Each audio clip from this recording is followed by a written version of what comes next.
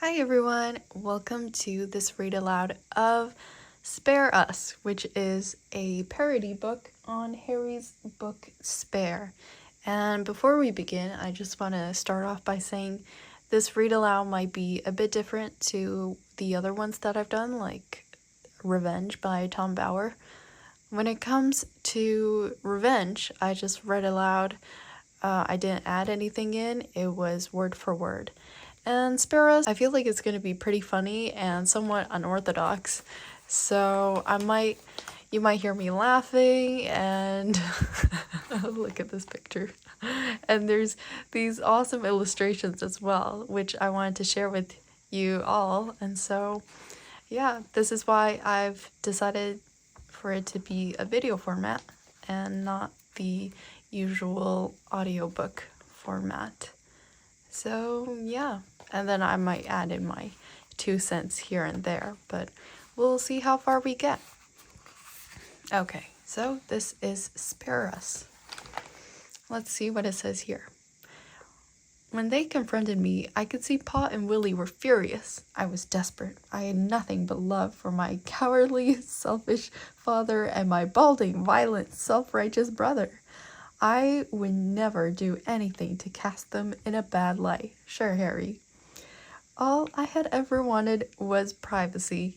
In order to get it, it seemed that an exceptionally detailed 500,000 word book was in order.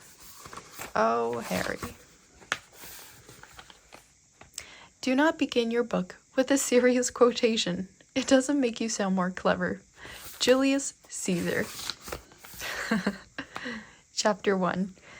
It was a bitterly cold day, and a breeze as stiff as one of my father's smiles was gusting along between the tombstones.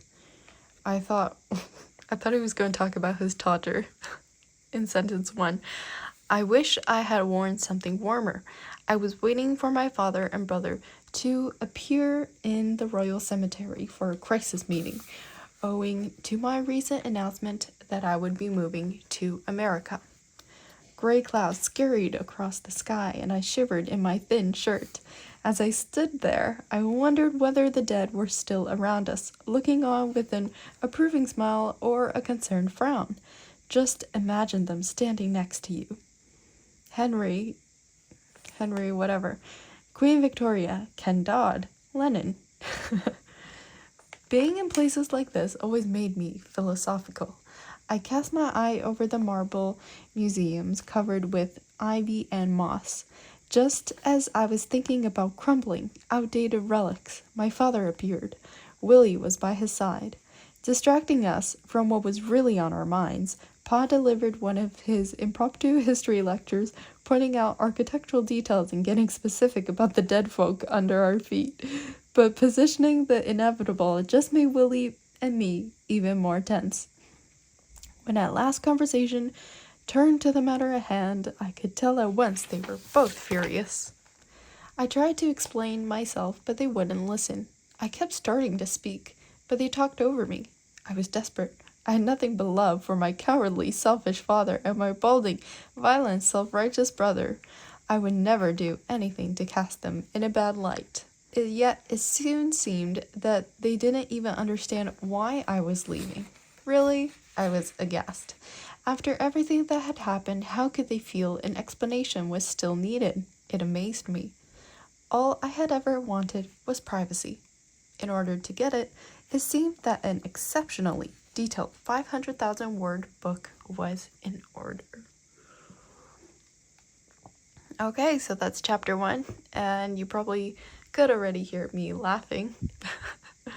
So I feel like if you've read Harry's book, then you can appreciate this even more, because as soon as he talks about a particular sentence, like talking about the cemetery and all the folks there, you immediately remember back to Harry, like, saluting Queen Victoria or something like that. It's like super exaggerated, and I feel like this book is doing a really good job. So let's continue. Chapter 2.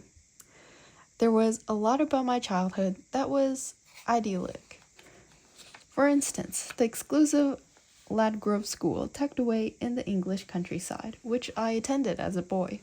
It was a luxurious private school with a deep history, surrounded by ancient woodlands where boys dwelt among tottering castellated turrets and brick chimneys, viewing the outside world through rose-tinted windows set within the crumbling Gothic masonry. There were lavish platters of sweets and chocolates on tuck days. When it was a pupil's birthday, he was served his own choice of dessert with heaps of cream and lashings of custard. Although, if any of the servants were impertinent, it would not only be the custard that was lashed, an extra treat. I have always remembered one particular sight. It was in the dining hall, and before you ask, we did not all receive our post via personalized owls. In fact, our letters were delivered in the normal way, on silver plates by a footman. This is great. Although I remember that an owl once got into the main chamber while we were eating tiffin and had to be shot with an iron crossbow bequeathed to the school for the very purpose in Geoffrey Chaucer's will. No, the particular memory that comes to mind was that during luncheon, when one of our masters, Sir Thomas Hugh Brownlee, wanted our attention, he ran a little silver bell. How did he think this bell would be heard over 200 hungry boys eating and yelling about the cost of rail track shares over their spotted dick? But he didn't give up. He would stand there ringing and not getting anyone's attention, becoming even more red in the face as no one paid him in the slightest heed.